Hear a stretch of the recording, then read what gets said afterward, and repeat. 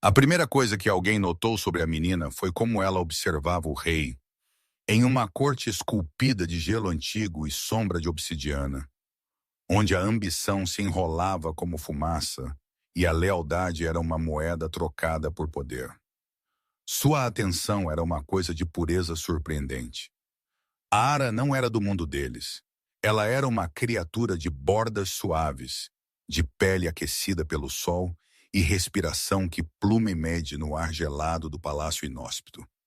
Uma relíquia humana de um tratado esquecido.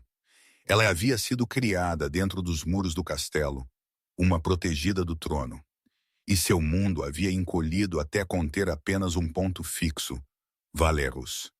Ele era o rei vampiro, um ser de idade e beleza impossíveis. Sua graça a de um predador, sua quietude a de uma montanha.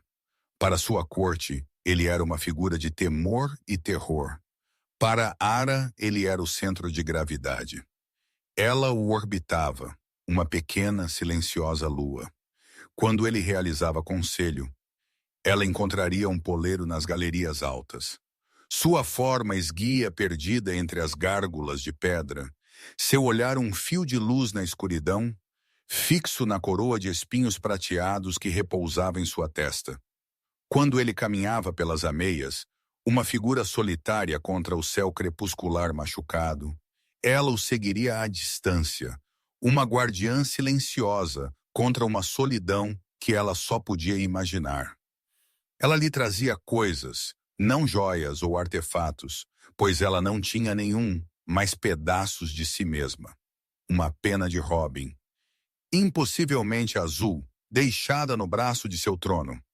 Um spray de beladona beijada pela geada, sua beleza mortal, um espelho da dele, colocado ao lado de seu cálice intocado de vinho de sangue. Ela passaria semanas esculpindo um caco de madeira caída na forma de um lobo, sua pequena faca paciente e segura, seus dedos em carne viva, apenas para deixá-lo em sua mesa de cabeceira, enquanto ele dormia o sono profundo e sem fôlego dos mortos-vivos. Estas eram suas palavras, suas devoções. Valerus as aceitava com uma espécie de diversão distante. Ele era um rei que comandava legiões e moldava os destinos de casas antigas. Essas pequenas oferendas eram uma novidade, uma divertida distração. Ele achava a presença dela reconfortante, uma coisa pequena e quente em sua existência fria e eterna. Sua adoração sem vergonha era um bálsamo para uma alma cansada da constante intriga velada de sua corte. Ele sentiria os olhos dela sobre ele do outro lado do grande salão, e um estranho calor proprietário se desdobraria em seu peito. Ela era sua, seu animal de estimação, sua curiosa sombra humana. Ela está sempre lá, sua prima Sarafina murmurou uma noite, sua voz como o farfalhar de seda seca. Eles estavam em uma varanda com vista para os jardins Moonland desolados. Abaixo, uma pequena figura em um simples vestido de lã cuidava das rosas murchas, suas mãos gentis nos caules espinhosos. Ara Valerus não olhou para baixo. Ele girou o líquido escuro em seu copo. O perfume de uma tristeza requintada subindo dele. Ela é devota, a palavra pareceu inadequada. Ela está perdida, você alimenta. Cassian, seu amigo mais velho e general, acrescentou da soleira da porta. Sua voz era mais áspera, cascalho sobre veludo. Ela olha para você como se você fosse o filho. Não te cansa? Valerus considerou isso. Cansava-o às vezes. Quando ele se virava de uma negociação tensa para encontrar seu pequeno rosto ansioso esperando no corredor, sua esperança uma coisa palpável no ar. Quando ele desejava solidão e a encontrava em vez disso, uma presença silenciosa e expectante ao lado de sua lareira, seu amor era uma pressão constante e gentil, uma videira se enrolando em torno da pedra de sua existência. Era lisonjeiro, era às vezes sufocante, ele era um rei, um poder antigo, não um menino para ser formado por cima.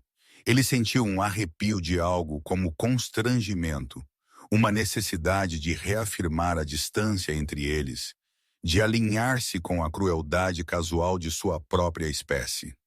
Ela pode ser, ele concedeu, e no momento em que ele escolheu a palavra, ele sentiu um pequeno e satisfatório clique de camaradagem com seus amigos. Era a palavra certa para eles, para este mundo de bordas afiadas e dentes mais afiados. Ele levantou seu copo, um leve sorriso desdenhoso brincando em seus lábios, um pouco pegajosa.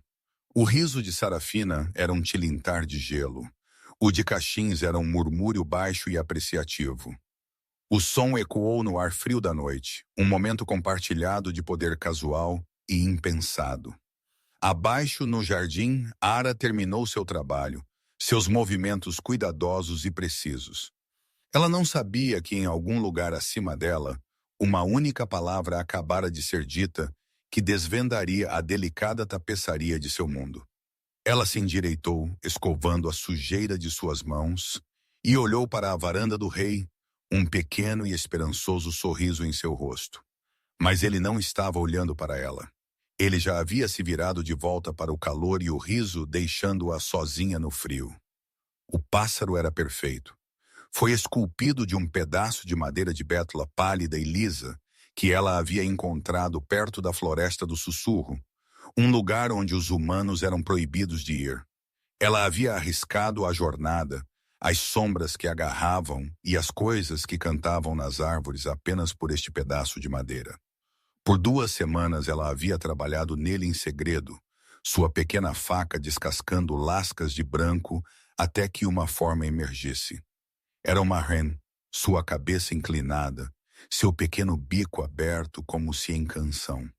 Sua forma em miniatura guardava todo o amor que ela não podia falar, toda a devoção que vivia dentro dela como um segundo batimento cardíaco. Era a coisa mais fina que ela já havia feito. Esta noite ela o daria a ele. Ela o apertou na palma da mão, a madeira aquecida por sua pele, e abriu caminho pelos corredores labirínticos do palácio.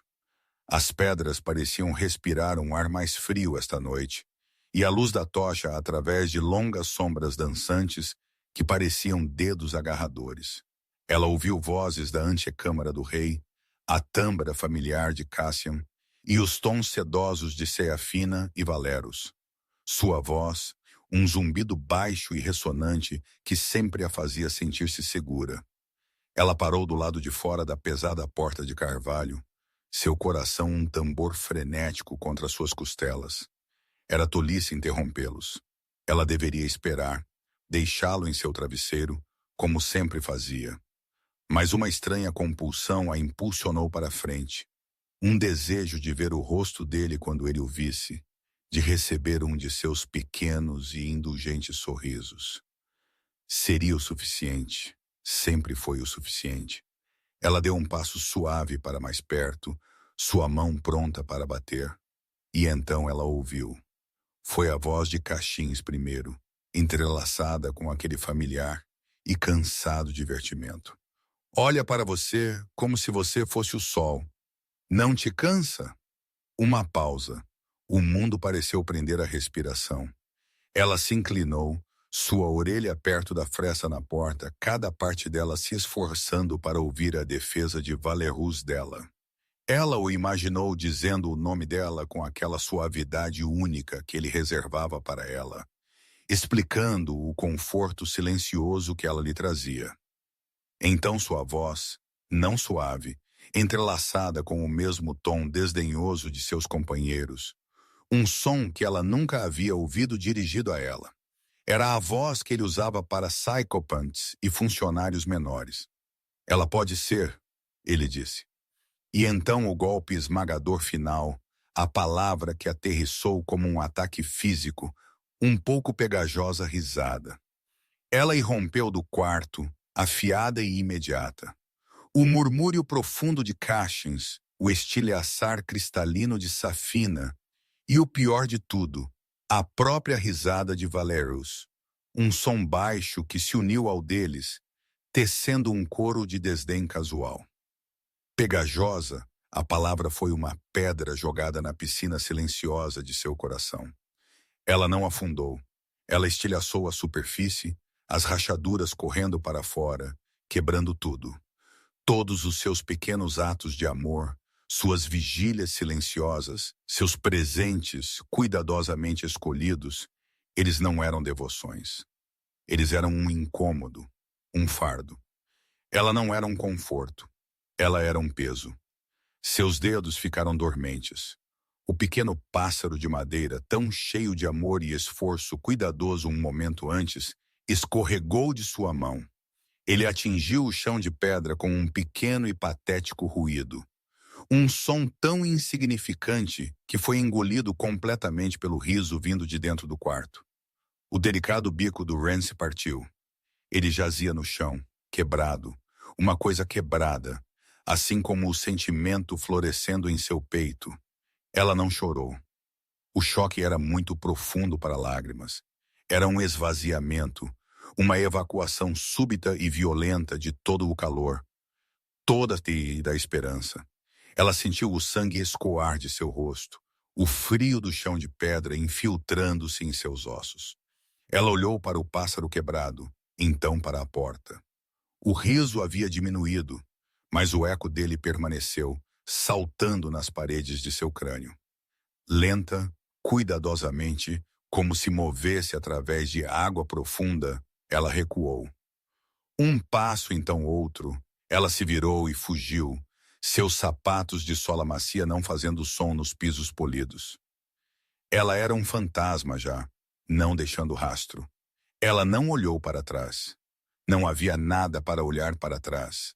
O homem que ela havia amado, o mundo que ela havia construído em torno dele, havia sido revelado como uma frágil ilusão, e ele havia sido quebrado com uma única palavra descuidada. Ela correu de volta para seu pequeno e frio quarto, o som do riso dele a perseguindo por todo o caminho. Lá dentro, ela trancou a porta, encostou-se nela e deslizou para o chão, e o silêncio começou. Ele caiu não como uma neve gentil, mas como uma avalanche, enterrando-a completamente. Valeros retornou a seus aposentos bem depois da meia-noite. O calor agradável do vinho de sangue ainda zumbindo em suas veias. A noite com Cassian e Sarafina havia sido um bem-vindo respite das pressões infinitas da coroa. Seu cinismo familiar, sua história compartilhada que se estendia por séculos, era um conforto. Ele se sentiu mais leve, o peso de sua realeza momentaneamente aliviado. Ele esperava encontrar a Ara encolhida perto da lareira, dormindo em sua cadeira favorita, um livro caído em seu colo. Era seu hábito. Ele a pegaria. Ela não pesava nada e a levaria para seus próprios aposentos, um ritual que sempre terminava com ele sentindo uma onda de poder terno e protetor. Mas a cadeira estava vazia. O fogo ardia baixo, lançando sombras bruxuleantes por todo o vasto e silencioso quarto. Um leve desconforto se agitou nele. Ele se moveu pelos quartos adjacentes, seus passos noles. A biblioteca, o observatório, o pequeno jardim de inverno, todos vazios. Seus locais habituais estavam desertos. Ele finalmente chegou ao corredor onde seus aposentos estavam localizados. Uma lasca de luz de vela brilhava por debaixo de sua porta. Ele bateu. Uma batida suave de seus nós dos dedos contra a madeira antiga. Ara. Nenhuma resposta. Ele bateu novamente mais alto desta vez. Ar. Sou eu. Abri a porta. Apenas o silêncio o saudou. Um nó desconhecido de irritação apertou em seu peito. Isso não era como ela. Ela nunca foi Khoi. Ele era o rei. Ela era sua protegida. A dinâmica era simples, absoluta. Ele não tinha tempo para jogos. Com um suspiro de impaciência, ele colocou a mão na porta. O velho Wood ofereceu nenhuma resistência, a fechadura clicando aberta sob a mais mínima aplicação de sua vontade. Ele empurrou a porta para dentro. Ela estava lá, sentada no estreito assento da janela, de costas para ele. Ela estava vestida com uma simples camisola branca, seu cabelo escuro uma cascata nítida contra o tecido pálido. Sua postura era anormalmente imóvel. Ela estava olhando para os picos irregulares das montanhas, prateados pelas luas gêmeas. Aí está você, ele disse, sua voz mais afiada do que ele pretendia. Eu estava procurando por você. Ela não se virou, ela não se moveu. Era como se ela não o tivesse ouvido. Elara, ele repetiu entrando no quarto. O ar estava frio, a única vela em sua mesa de cabeceira fazendo pouco para aquecê-lo. Você não me ouviu? Ele caminhou em direção a ela, as tábuas do chão rangendo sob seu peso.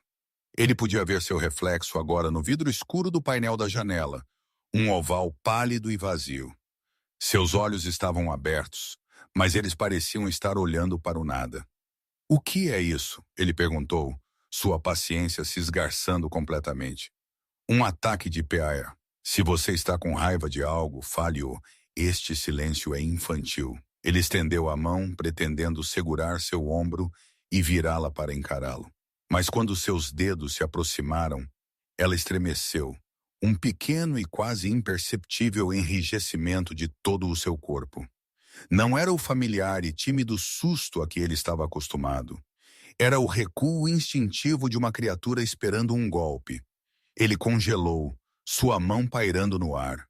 O gesto, tão pequeno, era uma parede de vidro subitamente erguida entre eles. Ele podia vê-la, mas não podia tocá-la. Chega disso, ele ordenou, sua voz agora fria, a voz do rei. Olhe para mim, fale. Ela permaneceu perfeitamente, exquisitely imóvel. Sua respiração embaçou no vidro frio, desapareceu e embaçou novamente. Era o único sinal de que ela estava viva. O silêncio no quarto não era mais apenas uma ausência de som.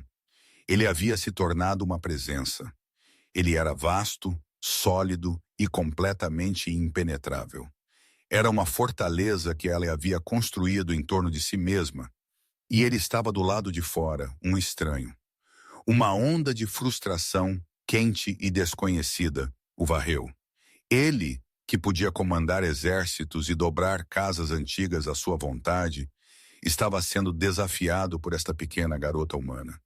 Pelo silêncio, ele sentiu um impulso absurdo de agitá-la, de forçar um som de sua garganta. Em vez disso, ele girou em seu calcanhar, sua capa esvoaçando atrás dele.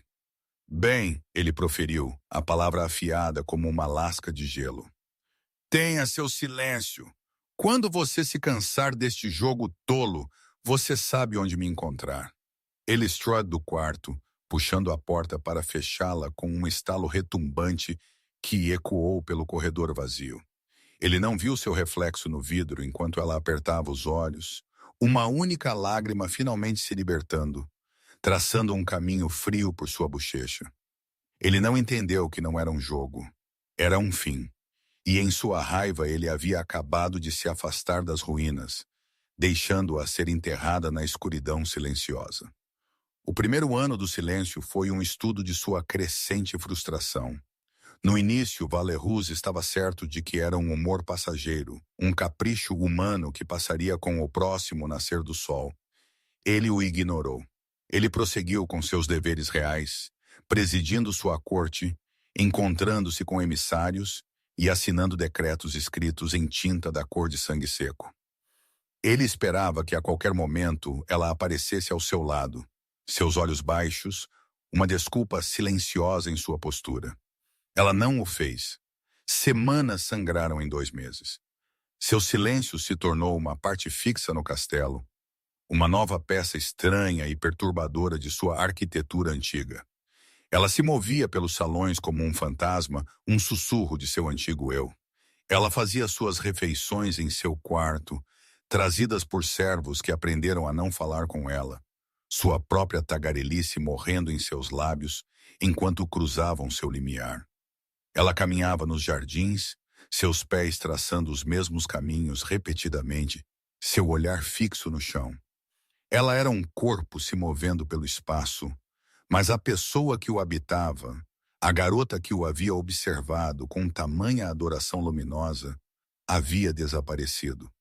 Seu aborrecimento começou a azedar em uma estranha, gnawing ansiedade. Isso não era um bico. Isso era outra coisa. algo mais profundo e mais quebrado. Ele começou a procurá-la. Ele a encontraria na biblioteca olhando para uma página de um livro por 1 hora sem virá-la. Este é um dos meus favoritos, ele diria, sua voz excessivamente alta no silêncio opressor. A história da cidade submersa, você se lembra?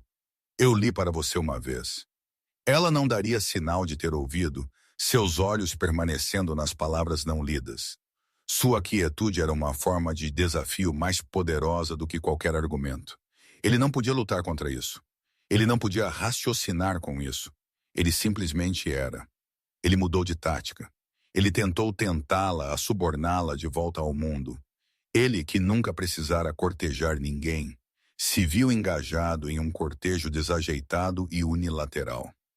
Ele encomendou um vestido para ela, tecido de luar e seda de aranha, uma coisa de beleza impossível. Foi entregue em seu quarto e colocado sobre sua cama. Ele permaneceu lá por 1 semana, intocado, antes que um servo o dobrasse silenciosamente e o guardasse. Ele lhe trouxe joias do cofre real, um colar de estrelas caídas que pulsava com uma luz interna suave, brincos como lágrimas congeladas. Eles ficaram em sua penteadeira, juntando poeira. Ele sentiu os olhos de sua corte sobre ele durante esta estranha e fútil campanha. Ele viu os sorrisos de nobres menores, os olhares de pena de seu círculo íntimo, o grande e terrível rei Valerus, desfeito pelo silêncio de uma pequena garota humana. Era humilhante. Uma noite, quase 1 ano inteiro depois que o silêncio havia começado, ele a encontrou nas ameias onde ela tão frequentemente o havia observado. Um vento amargo chicoteava ao redor deles, rasgando seu vestido fino. Ela não parecia sentir o frio. Ele ficou ao lado dela, não falando por muito tempo. O silêncio se estendeu entre eles, torto e frio como o ar de inverno. Ele foi quem o quebrou. Eu não entendo, ele disse, as palavras arrancadas dele. Uma confissão de fraqueza que ele nunca antes havia proferido. O que é que você quer de mim? O que devo fazer? Ela virou a cabeça, e por um momento, heart-topping, ele pensou que ela falaria. Seus olhos encontraram os dele, e ele viu. O vazio sem fundo e aterrorizante. A luz que ele sempre havia tomado como garantida, havia desaparecido. Seus olhos, antes tão cheios dele, eram agora apenas janelas para um quarto vazio. E em suas profundezas, ele viu um lampejo de algo que ele nunca havia visto lá antes, medo. Ela tinha medo dele. Essa percepção o atingiu com a força de um golpe físico. Ela com medo dele? Não fazia sentido. Ele havia sido seu protetor, sua única fonte de bondade neste mundo frio e predatório. Quando isso mudou, ele começou a falar, sua voz urgente, preenchendo o vazio que ela criara. Ele lhe contou sobre seu dia, sobre uma disputa entre 2 casas antigas que ele havia mediado. Ele falou do tempo, das neves que se aproximavam, de tudo e de todos. Ele falou até sua garganta ficar em carne viva, suas palavras levadas pelo vento. Ele estava tentando tecer uma rede de som para pegá-la, para puxá-la de volta, mas ela estava longe demais. Suas palavras caíram em seu silêncio como pedras em um poço sem fundo, não fazendo som nem ondulação. Ele a observou e pela primeira vez ele realmente viu a mudança nela. Ele notou a maneira como ela se portava, seus ombros curvados para dentro, como se para se tornar menor, para ocupar menos espaço. Ele viu a maneira como ela sempre mantinha uma distância cuidadosa, um perímetro invisível que ele não tinha permissão para cruzar. Ele se lembrou da garota que costumava correr para ele, que impulsivamente pegaria sua mão. Seus pequenos e quentes dedos, um contraste surpreendente com sua própria pele fria. Para onde aquela garota havia ido? Quando ele a havia perdido? Ele havia estado tão certo dela, tão acostumado à sua presença constante, que nem havia notado que ela estava desaparecendo, e ele não tinha ideia do porquê. O não saber era uma espécie de loucura, uma coceira sob sua pele que ele não podia coçar. Aquela noite, raiva e frustração finalmente deram lugar a um pavor frio e rastejante. Ele a estava perdendo. Ou talvez ele percebeu com um sobressalto que o arrepiou mais do que o vento. Ele já a havia perdido. 3 anos. 3 anos de um silêncio tão absoluto que havia se tornado uma entidade viva dentro dos muros do castelo. Ele tinha seus próprios ritmos, seus próprios territórios. Ele possuía os aposentos de Ara. Ele assombrava a biblioteca. Ele dominava os jardins congelados. E ele havia estabelecido residência permanente na alma de Valerus. O rei era um homem mudado. A diversão distante havia muito desaparecido, substituída por uma dor oca que nunca diminuía. A frustração havia se esgotado, deixando para trás a cinza fria do desespero. Ele não tentava mais comandá-la. Ele não lhe trazia mais presentes extravagantes. A pilha de tesouros intocados em um quarto trancado em sua tesouraria era um monumento ao seu fracasso, uma horda brilhante de sua própria ignorância.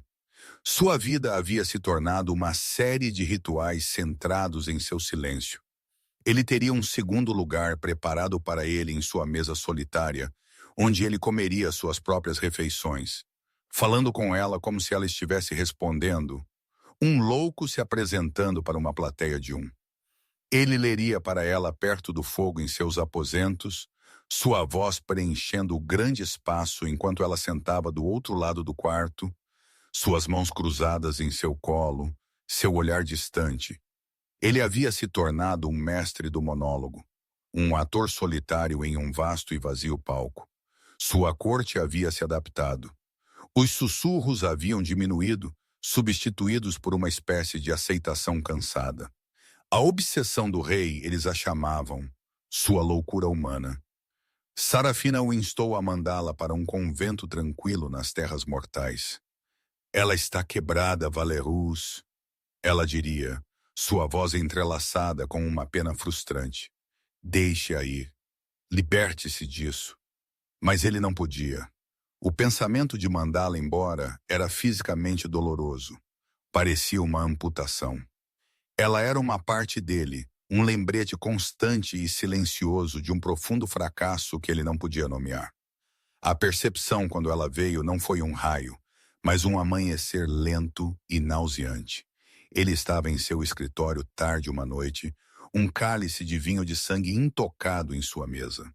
Ele estava olhando para um pequeno lobo de madeira que ela havia esculpido para ele anos atrás, um dos últimos presentes antes do silêncio. Sua forma era tão simples, ainda assim tão cheia de vida. Ele se lembrou de tê-lo encontrado em sua mesa e do pequeno sorriso secreto que ele havia escondido de sua corte. A porta se abriu e Cassiane entrou, seu passo pesado de intrusão familiar. Ele olhou para o rei, para o vinho intocado, para a pequena escultura em sua mão. Seu rosto, geralmente uma máscara de estoicismo militar, suavizou-se com uma rara expressão de preocupação. Esta não é maneira de um rei viver, Cassian disse, sua voz um murmúrio baixo, assombrado por um fantasma que ainda respira. Você deve acabar com isso, Valerus, pelo seu próprio bem. Eu não posso, Valerus sussurrou, seu olhar fixo no lobo de madeira. Cassie suspirou, um som de profunda exasperação. Por quê? Por causa de uma memória do que ela era.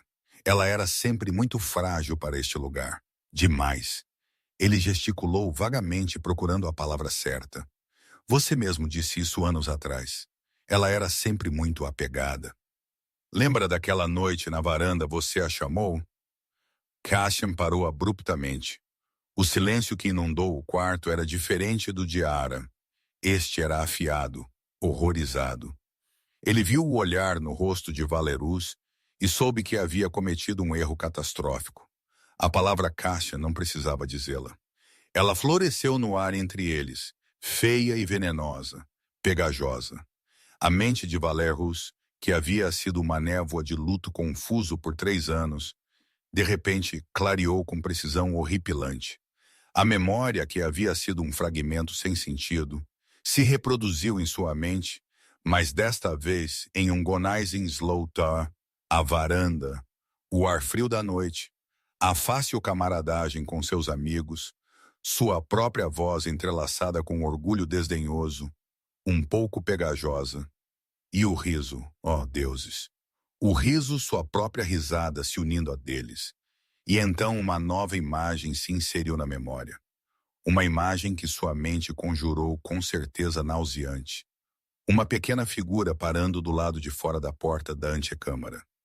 Uma mão levantada para bater. Um rosto esperançoso e brilhando com amor. E então o som de sua voz, sua palavra, seu riso passando pela madeira pesada da porta e atingindo-a. Ele viu o rosto dela cair. Ele viu a luz em seus olhos se extinguir como se apagada por um vento cruel. Ele viu seu pequeno e perfeito mundo, que havia contido apenas ele, estilhaçar-se em 1 milhão de pedaços. E o pássaro, a memória do pássaro de madeira quebrado, que os servos haviam encontrado fora de sua antecâmara na manhã seguinte, uma coisa que ele havia descartado na época como um pedaço de lixo jogado fora, o atingiu. Ele tinha um bico quebrado. Ela havia estado trazendo-lhe um presente. Ela havia vindo a ele cheia de esperança, e ele a havia encontrado com zombaria. Não, ele respirou o som, um suspiro estrangulado. O lobo de madeira caiu de seus dedos sob e estrepou na mesa. Valeros primoro, Cassian começou, seu rosto pálido. Mas Valeros não o ouviu. Ele estava vendo tudo. O estremecer quando ele tentou tocá-la naquela primeira noite. Não era medo de um golpe. Era o recuo da fonte de sua dor mais profunda. Seu silêncio não era um jogo, nem um bico, nem uma loucura. Era um escudo, uma sepultura. Era a única defesa que ela tinha contra ele. Não era que ela estivesse quebrada. Era que ele a havia quebrado. Ele que era para ser seu protetor. Ele que havia tomado sua adoração como sua devida e a havia retribuído com crueldade casual. O peso disso, a pura, estúpida, arrogante falta de cuidado disso, desceu sobre ele, esmagando o ar de seus pulmões. Ele se curvou sobre a mesa, sua cabeça em suas mãos, um sobe seco e silencioso de puro autoaversão rasgando-o. Por 3 anos, ele havia estado procurando pela causa de sua dor, procurando em todo lugar menos em si mesmo. Por 3 anos ele havia sido o monstro em sua história, e ele nunca nem havia sabido disso. A súplica começou naquela noite. Depois que Cashin havia recuado do estudo, deixando Valerus para a terrível clareza de seu novo self-knowledge, o rei não se moveu por muito tempo.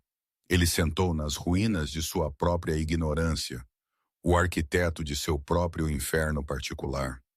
O luto que ele sentiu era uma safra nova e terrível, afiada com o sabor da vergonha.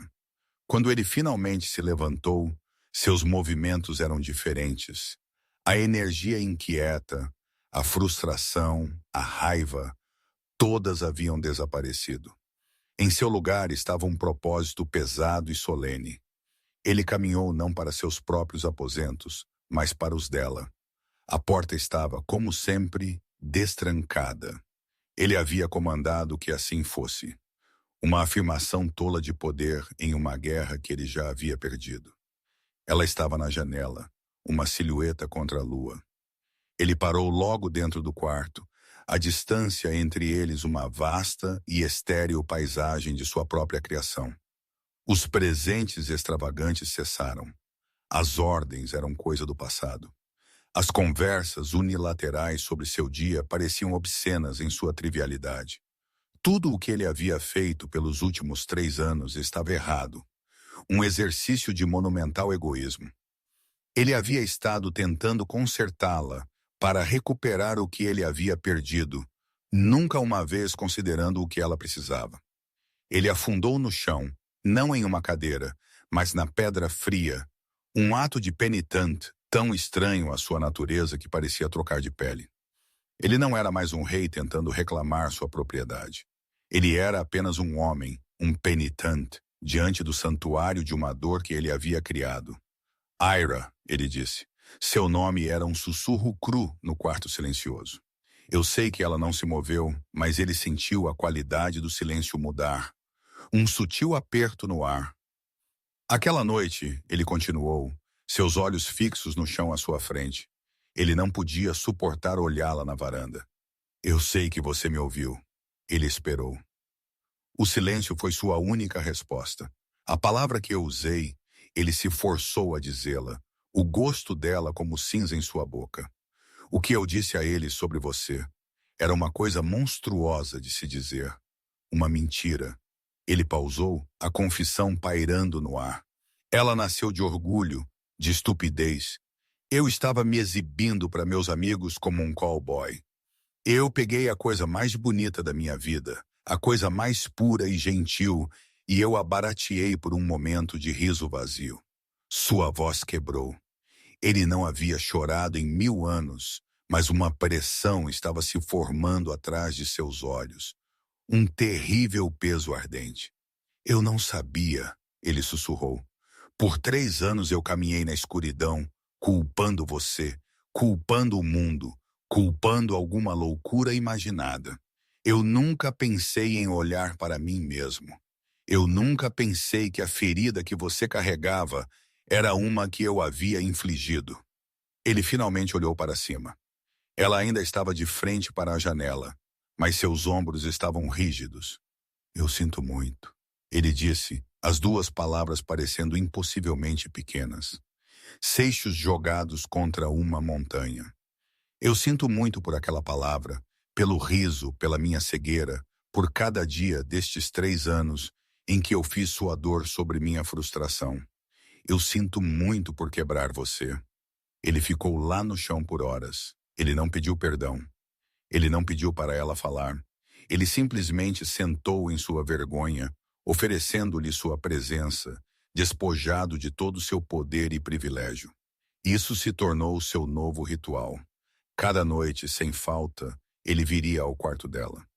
Ele sentaria no chão, a uma distância respeitosa, e ele falaria. Ele não apenas se desculpou, ele começou a se desvendar para ela. Ele lhe contou histórias de sua longa e solitária vida. Ele falou de sua infância como um príncipe vampiro, a instrução fria, os constantes testes de força. Ele lhe contou de sua primeira morte, o horror e a sombria necessidade disso. Ele falou das traições que havia suportado, dos amigos que ele havia perdido para a guerra e o tempo. Ele confessou seus medos, seu medo de obsolescência, seu medo da eterna e moedora eternidade se estendendo diante dele. Seu medo mais profundo e secreto de que ele era um monstro incapaz de verdadeira conexão. Ele lhe deu suas vulnerabilidades, suas fraquezas, sua feiura. Ele expôs sua alma no chão de pedra fria entre eles noite após noite, mês após mês, ano após ano. Era um longo, doloroso e desesperado ato de penância. Ele estava oferecendo a ela tudo de si mesmo, tudo o que ele havia escondido do mundo na tênue e desesperada esperança de que isso pudesse começar a preencher o vazio que sua negligência havia criado. Ele observava o rosto dela por qualquer sinal, um piscar em seus olhos, um suavizar de sua boca. Na maioria das noites não havia nada, mas ele continuava voltando. Ele tinha uma eternidade para ser rei. Ele gastaria o quanto fosse necessário de joelhos, implorando pelo perdão que ele sabia que não merecia. 7 anos. 7 anos desde que a palavra foi dita. Uma década desde que ela havia proferido um som pela última vez. O castelo e sua corte há muito haviam se acostumado ao estranho quadro de seu rei e sua humana silenciosa. O ritual noturno não era mais uma fonte de fofoca, mas um fato sombrio de sua existência, como as fases das luas gêmeas ou a mudança das estações. O rei, que havia sido uma figura de poder intocável, era agora visto sob uma luz diferente. Sua penância noturna o havia despojado de sua mística aterrorizante, substituindo-a por algo muito mais complexo, uma humanidade visível e dolorida. Valerus havia aprendido paciência. Ele havia aprendido a medir o tempo não em anos ou séculos, mas nas sutis mudanças da atmosfera no quarto de Ara. Ele havia aprendido a geografia de seu silêncio, suas vastas planícies de tristeza, seus picos afiados de medo. Esta noite, o peso de sua própria história parecia particularmente pesado. Ele estava recontando uma história que nunca havia contado a outra alma viva, nem mesmo a Cassian. Era sobre seu irmão mais novo, perdido para uma emboscada de um clã rival séculos atrás. Ele não estava apresentando a memória para ela. Ele a estava revivendo. Eu o encontrei ao amanhecer. Ele disse, sua voz grossa, seu olhar perdido no passado. Ele havia tentado escrever meu nome na terra antes que ele se fosse. Ele estava tentando me chamar e eu não estava lá. Ele parou. A velha dor que ele havia pensado há muito enterrada estava subitamente fresca. Uma ferida rugido em seu peito. Ele havia sido um menino então, mal com 200 anos de idade, e a culpa o havia moldado, endurecendo-o, ensinando-lhe que o amor era um passivo. Foi essa dureza que o havia permitido ser tão descuidado com o coração de Ara. Eu o falhei, ele sussurrou, a admissão lhe custando mais do que ele poderia ter imaginado. Sua voz rachou, um som seco e raspim. Uma onda de exaustão profunda o varreu. O cansaço de 1000 anos de ser forte, de ser o rei. Ele curvou a cabeça, seus ombros slamping, a coroa de sua realeza parecendo um peso de chumbo. Eu falho as pessoas que eu devo proteger. Ele não disse mais nada. A confissão o deixou vazio. Ele apenas ajoelhou-se ali no chão, um rei derrubado por seus próprios fantasmas. Derrotado. O silêncio no quarto era absoluto, estendendo-se por um longo minuto sem fôlego. Então um som, o suave farfalhar de lã. Ele não ousou olhar para cima. Ele permaneceu curvado, seus olhos apertados, convencido de que havia imaginado. Mas então ele sentiu uma sutil mudança no ar diante dele, uma presença. Ela havia se movido. Por 7 anos, ela havia permanecido em sua cadeira perto da janela durante suas vigílias noturnas, uma estátua esculpida da tristeza. Mas agora ela estava de pé diante dele. Ele podia sentir o mais fraco calor irradiando de seu corpo. Seu coração, uma coisa morta e inútil por milênios, deu uma dolorosa e martelante guinada. Ele prendeu a respiração, esperando pelo recuo, para ela retornar ao seu lugar seguro. Mas ela não o fez. Em vez disso, ela ajoelhou-se. O som de seus joelhos encontrando o chão de pedra foi um cataclismo. Ela ajoelhou-se diante dele, espelhando sua postura de súplica. E então o impossível aconteceu. Um toque. Era tão leve que ele quase não o sentiu. Uma pressão parecida com uma pena na coroa de sua cabeça, onde seu cabelo era mais grosso. Sua mão. Sua mão estava repousando em sua cabeça. O choque disso foi elétrico. Um tranco que percorreu todo o seu ser. Foi o primeiro contato físico entre eles em 7 anos. 7 anos de serem intocáveis um para o outro. Seus dedos estavam hesitantes, mal roçando seu cabelo, mas eles estavam lá, reais, quentes. Ele não se moveu, ele não respirou, ele estava aterrorizado que qualquer movimento quebraria o momento, que ela retiraria sua mão e recuaria para sua fortaleza de silêncio para sempre. Uma única lágrima quente, a primeira em 1000 anos, escapou de sua pálpebra fechada e traçou um caminho ardente por sua bochecha fria. Não era perdão. Ele sabia que não era uma absolvição. Não era uma promessa de que as coisas jamais seriam como eram. Mas não era nada. Era uma ponte, um único fio frágil lançado através do vasto abismo de sua dor compartilhada. Era um reconhecimento de seu próprio luto, um reconhecimento silencioso da ferida que ele acabara de expor. Pela primeira vez em 7 anos, ela não era apenas a destinatária de sua penância. Ela era uma participante em sua tristeza. Era um começo, e naquele momento, ajoelhado no chão frio com o fantasma do toque dela em sua cabeça, Valerus sentiu um lampejo de algo que ele havia há muito abandonado. Esperança.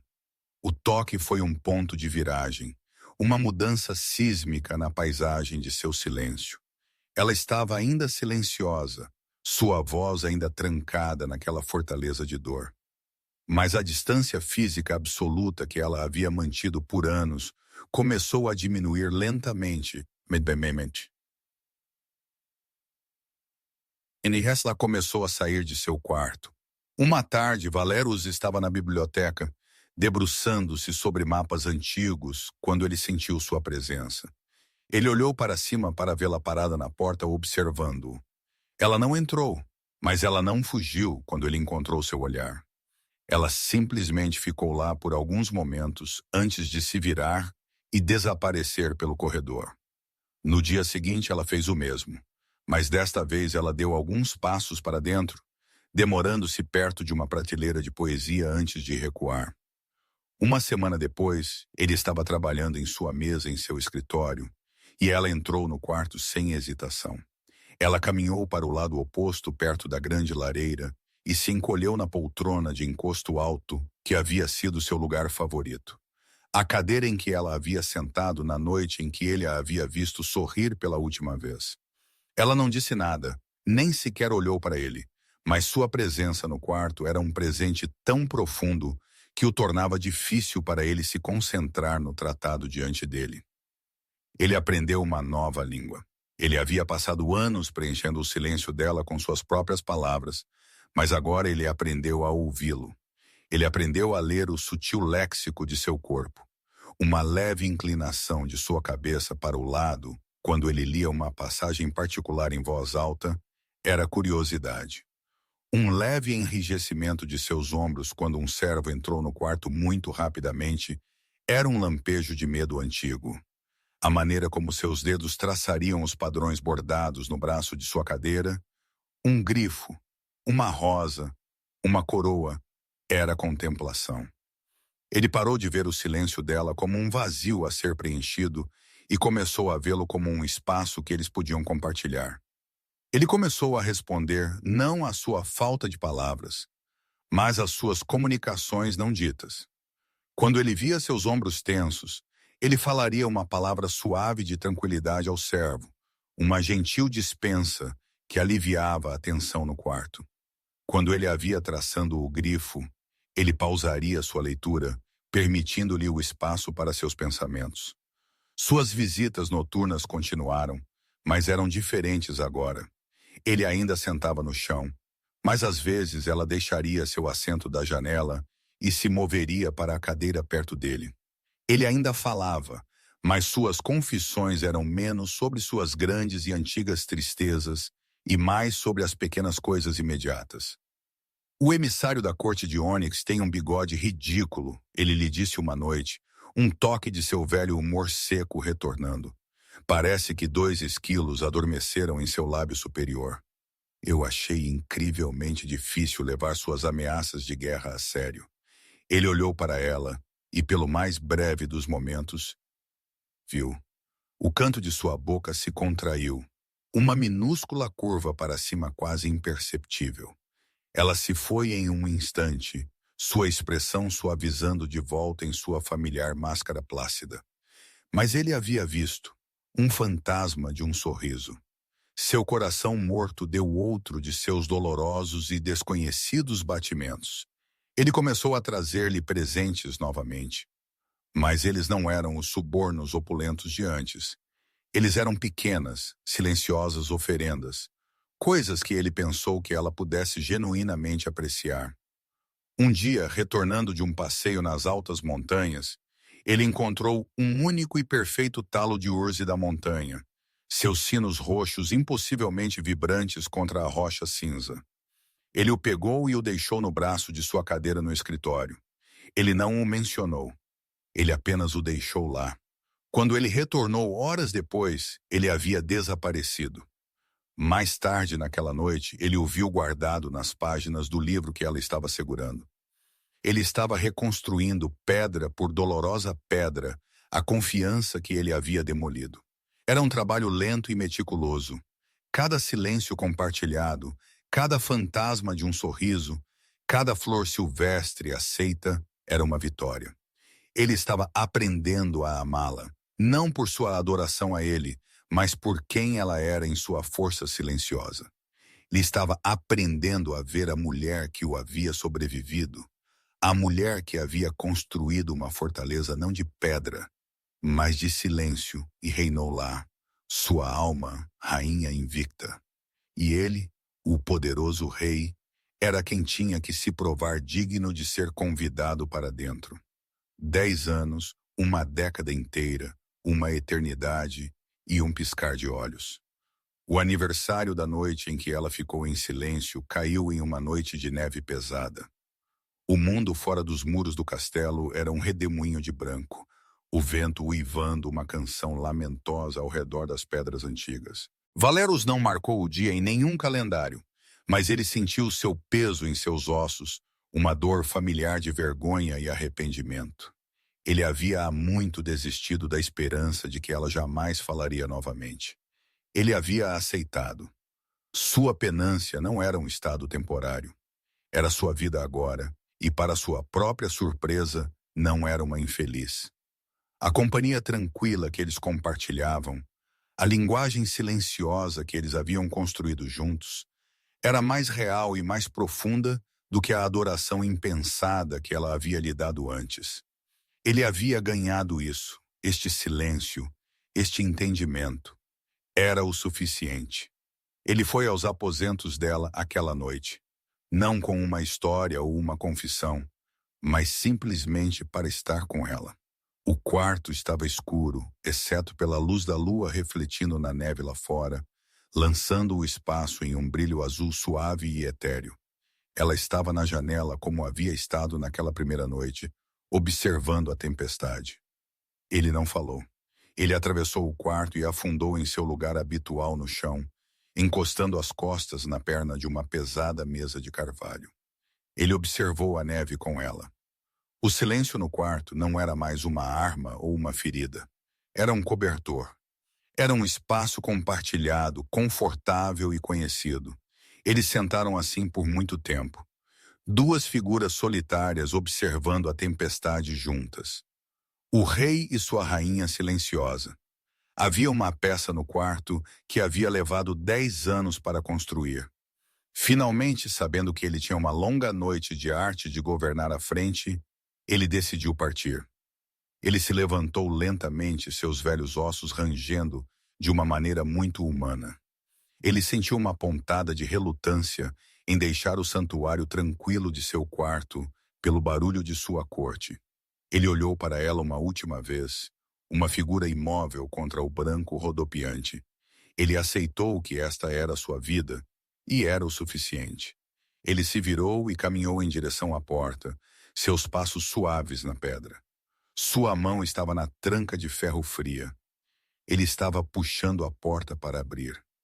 E então um som, não o vento, não o creak do castelo, um som de dentro do quarto, uma voz. Ela era pequena, frágil e áspera, como pergaminho velho rasgando. Era um som que ele havia reproduzido em sua memória 1000 vezes, mas nunca havia esperado ouvir no ar novamente. Valerus. Ele congelou. Sua mão caiu da tranca da porta. O mundo, a tempestade, o castelo, sua própria respiração, tudo parou. Era impossível. Ele deve ter imaginado. Um truque do vento, um fantasma de seu próprio anseio desesperado. Ele se virou, seu movimento lento, agonizantemente assim, como se estivesse se movendo através de mel. Ele estava com medo de que se ele olhasse, ela teria desaparecido, que a voz era uma alucinação, que os últimos 10 anos finalmente o haviam enlouquecido. Ela ainda estava lá. Ela havia se virado da janela e estava olhando para ele. Seu rosto, iluminado pela luz azul da lua, estava calmo. Seus olhos estavam claros. Valerus, ela disse novamente. A palavra estava mais forte desta vez, mais certa. Era o nome dele. O nome dele em sua voz. Ele não conseguia respirar. Ele não conseguia se mover.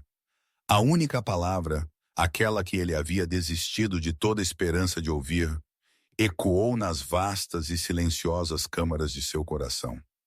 Era uma chave, girando uma fechadura que havia enferrujado por uma década.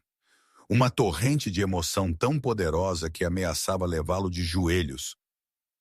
Alívio tão profundo que era doloroso. Alegria tão aguda que parecia luto. Um amor tão avassalador que era uma força física. Ele deu um passo em direção a ela e outro. Ele atravessou o quarto como em um sonho, seus olhos nunca deixando-os dela.